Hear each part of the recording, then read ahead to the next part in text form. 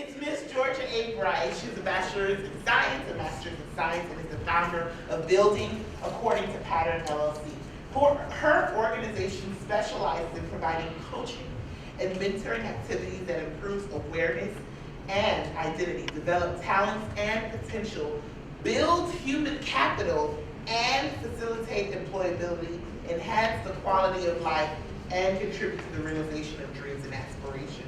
She joined ICAWN at their very first conference last year on July 6, 2013, and from that moment on, she went from being unknown to averaging a minimum of 29,000 hits on her podcast online in just 8 months. As a motivational speaker, her teaching has touched many and continues to make a great impact in her community. Please help me welcome Ms. Georgia.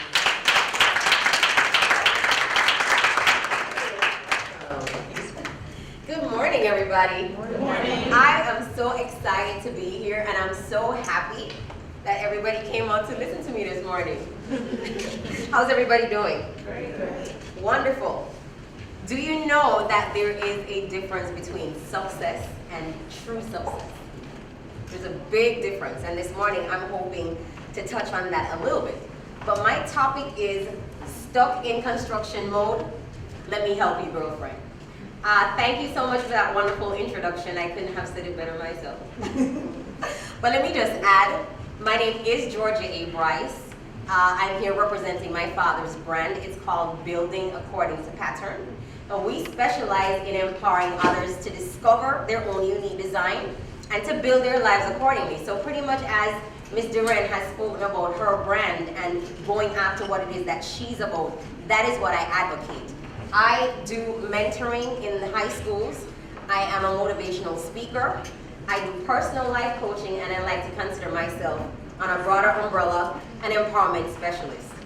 I have an engineering Masters of Science degree in environmental engineering, but I'm currently at Nova Southeastern University doing a second master's degree in marriage and family therapy. And I know it is a huge stretch in between, but I'm now stepping into my purpose. And that's what my organization is about, helping people find out who they are. And no matter if you're going in that direction, when you find out who you are, if it takes you in the opposite direction, I help to get you there. Now, first things first, I want to know, I'm assuming everybody here currently is a business owner. Yes, no? Let me see a show of hands of all the business owners. Wonderful. How about the ones who are toying with the idea of a business? Okay, we got a couple people, good. Now, how many of you actually started something, but somewhere along the line you dropped off? It happens, don't worry. How about those of you who have been fitting to start? How about those who've been fitting to start, but for whatever reason, you just have not gotten there yet? Yeah, we got one candidate, all right, good. Those who are already running a successful operation. Look, success could mean anything. Is it working? Did you start something? Because that in itself is success, correct? Okay, and how about those who are probably right now, or maybe in the past you've been in a stuck mode? In the past. And I can guarantee you, as long as you stay in your field, you're gonna hit moments when you get into a stuck mode. No, the stuck mode is inevitable. So my recommendation to you is to just breathe, because it's gonna happen at some point in time. What I want to do first of all is I'm an engineer, so I throw in my engineering terms every now and again. I want to take just a minute to deconstruct the concept of being stuck, as well as to reconstruct a new idea of what it means to be stuck. Now, most of you think when you get stuck, it's probably a bad thing. It brings frustration, right? You just don't know where to turn, what the next move is, who's the person that you need to talk to, and it could be very oppressing, it could become very distressing to you. But the truth of the matter is, I want you to look at the concept of being stuck from another angle, because everything has to do with how you frame your concepts. Everything comes down to what your perspective is on a matter. So instead of seeing yourself as being in a place where you're stuck, you can't move and you're frustrated, how about thinking of being stuck as being a part of the process and the progress to your business? At the end of the day, You don't get creative in your ideas or in your thinking capacity if you don't get stuck.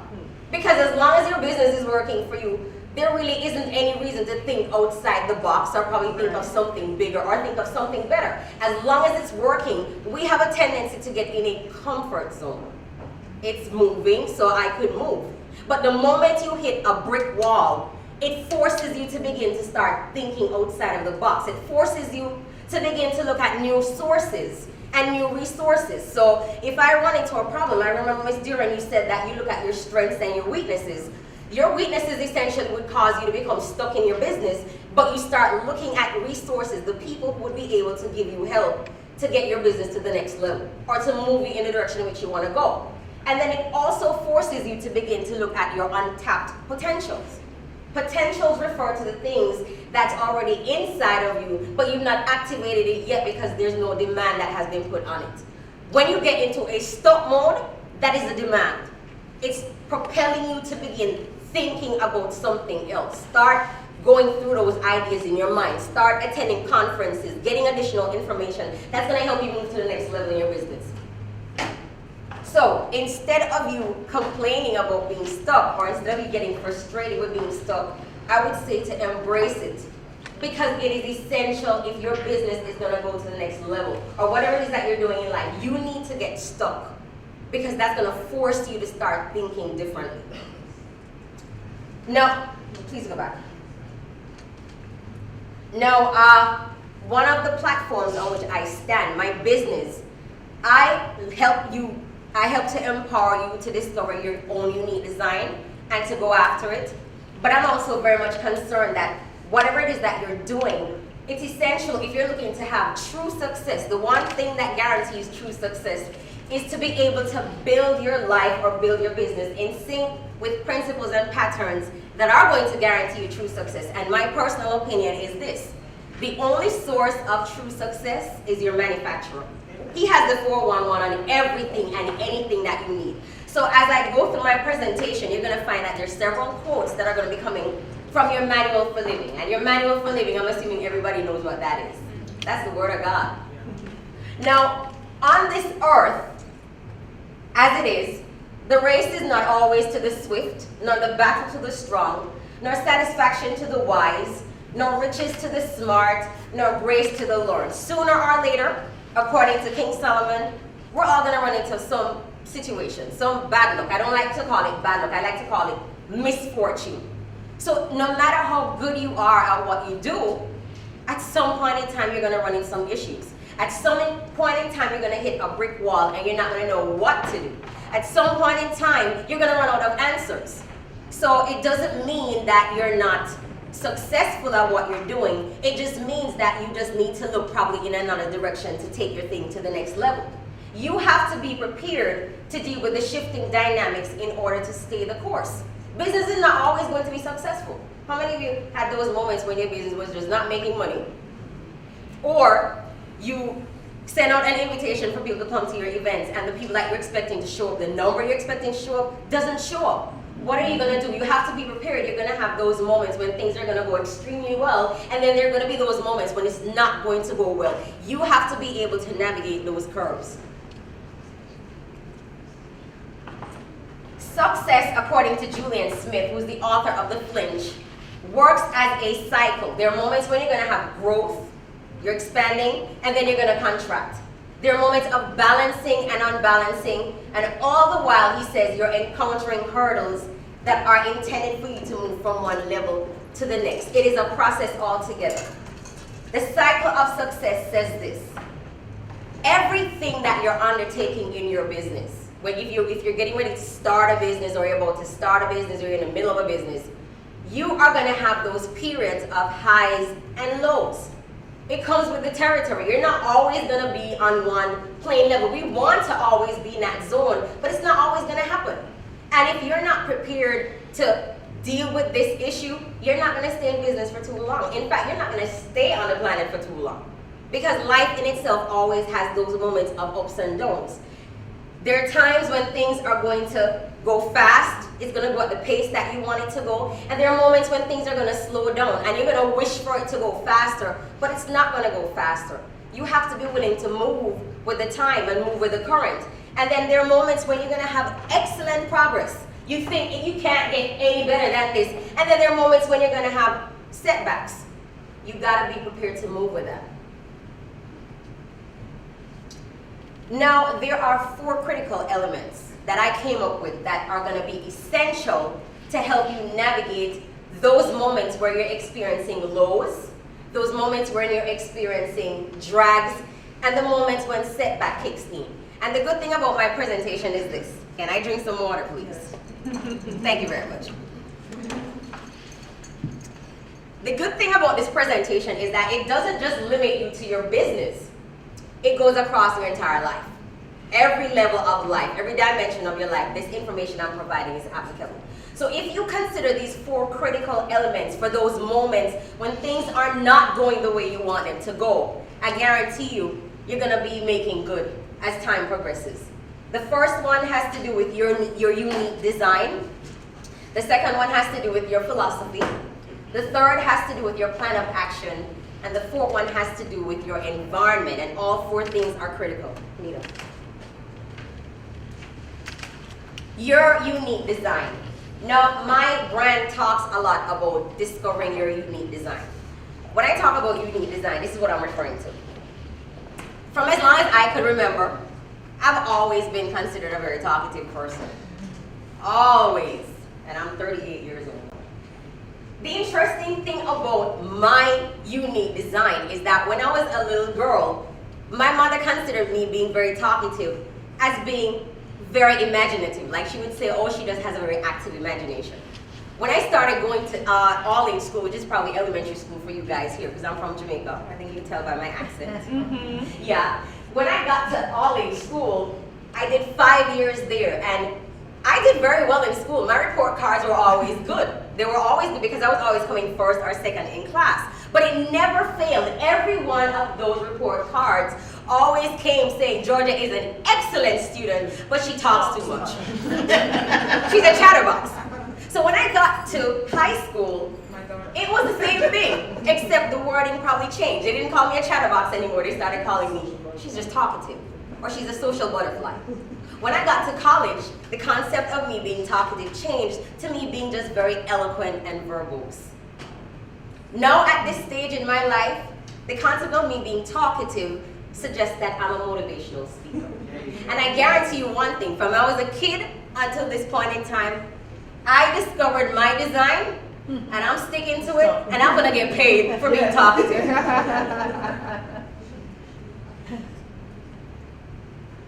Know you were designed to do exactly what you're doing.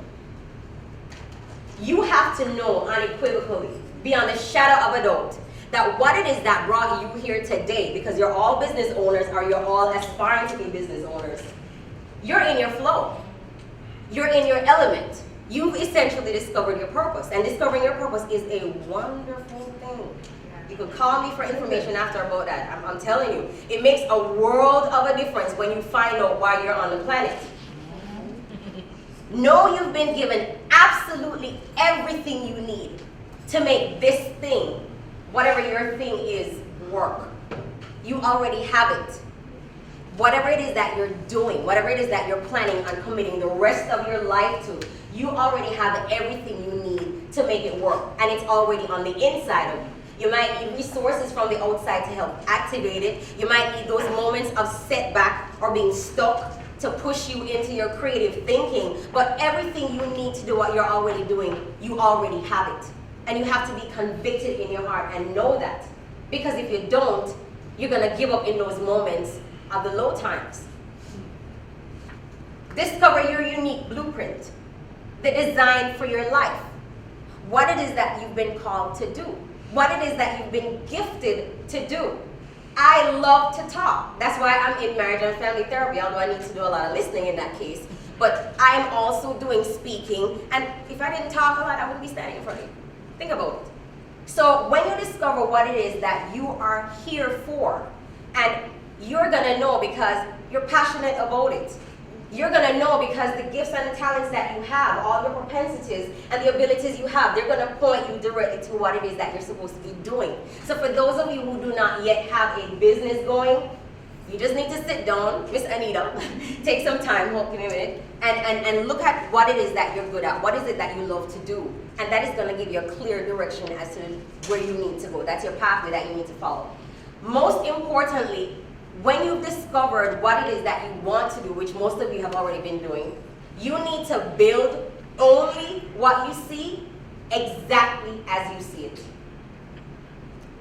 Build only what you see exactly as you see it. And that whole concept of authenticity comes in this place. Authenticity means be yourself. Don't try to be anybody else. Don't try to move in any other direction. People are going to come with brilliant ideas. And it might seem to fit into what you're doing, but it might not work. And so you have to remain true and authentic to yourself. The moment you start trying to build something that has nothing to do with what you have envisioned for yourself, you're going to run into problems. I guarantee it. For we are the master designer's own handiwork, recreated in Christ Jesus, that we may do those good works which he planned beforehand for us, taking paths which he prepared ahead of time, that we should walk in them and to live the good life he prearranged for us. All that simply means is that you don't have to sit and worry and try and figure out what you're supposed to be doing with your life. It's already been planned. The path has already been established, and all you have to do is walk it out. The second thing I want to point out is your philosophy. It is essential to clarify what your philosophy is. Now, the Greek terminology for the word philosophy is philosophia, and it means the love or pursuit of wisdom, ideas, or thoughts. Everybody who's sitting here today has a philosophy.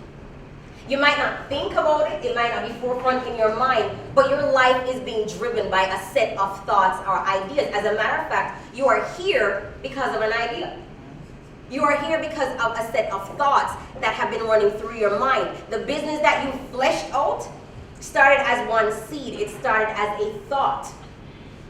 Your thoughts are potent, and so you have to pay serious attention to what you're thinking. Now, your thoughts could be good, and they could be bad. Your thoughts could be accurate, or they might not be accurate. And the reason why you need to understand this is that at the end of the day, your thoughts are what are going to shape your belief system. If you think like the little train you can, then you are going to.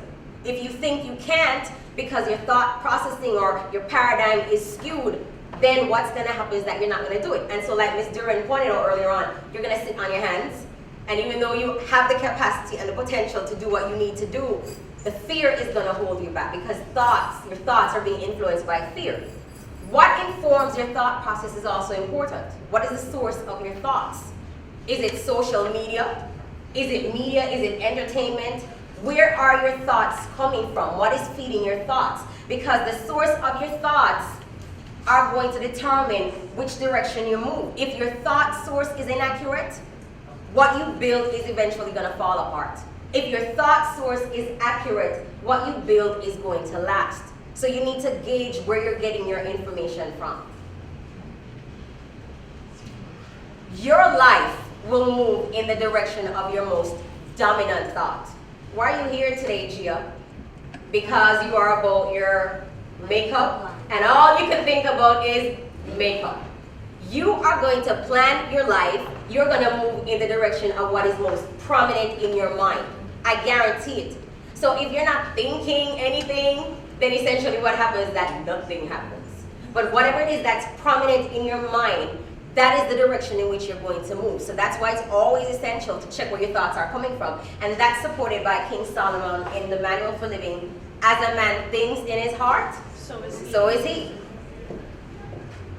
The next thing I want to point out to you is your plan of action. You need to execute it. If you have these wonderful ideas in your mind, even though you've already started something, if more ideas are coming, don't be afraid to execute it. Because listen, the plans could be there, but if you don't do anything about it, what do you think is going to happen? Nothing's going to happen. Write this, according to Habakkuk. Write what you see. Write it out in big block letters. The vision is a message pointing to what is to come. My mentor, Dr. Miles Monroe, says this. Your vision is not real until it's written down. If it's in your mind, it's a fantasy. It's not going anywhere.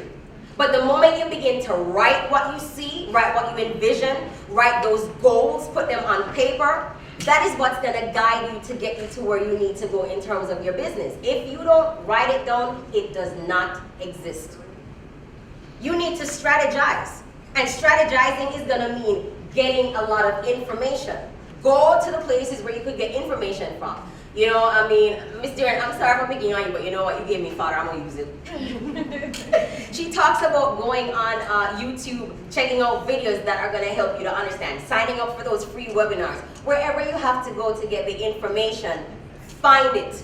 Sometimes it might come to you just like that. Sometimes you're going to have to search for it. But if your business is going to succeed, what you need is information. The difference between people who lead and the ones who follow is knowledge. As long as you have knowledge, you're going to go to the top. If you don't know, somebody else is always going to be your boss. How many wants to leave their job? We start testifying over here. You got to be willing to count the cost. Sacrifice. I work a 9 to 5 as a project manager / environmental engineer. And when I go home, I don't have kids yet, so I can't talk about the kids part. Hats off to you ladies. I don't know how you do it yet. But when I get home after my 9 to 5 job, and sometimes I get home at 7 o'clock or 8 o'clock, I have to sit at my desk or in my room, and I have to plan for my business. Sometimes I don't go to bed until 3:30, 4 o'clock in the morning. I do a weekly podcast that runs for about 20 to 25 minutes. And I tell people all the time, a 20-minute podcast session, it takes me 4 to 5 hours to prepare that. If I don't do it, it doesn't get done. If you're gonna be in business, you ain't got no choice. You're gonna have to sacrifice, because if you don't do it, it's not gonna happen.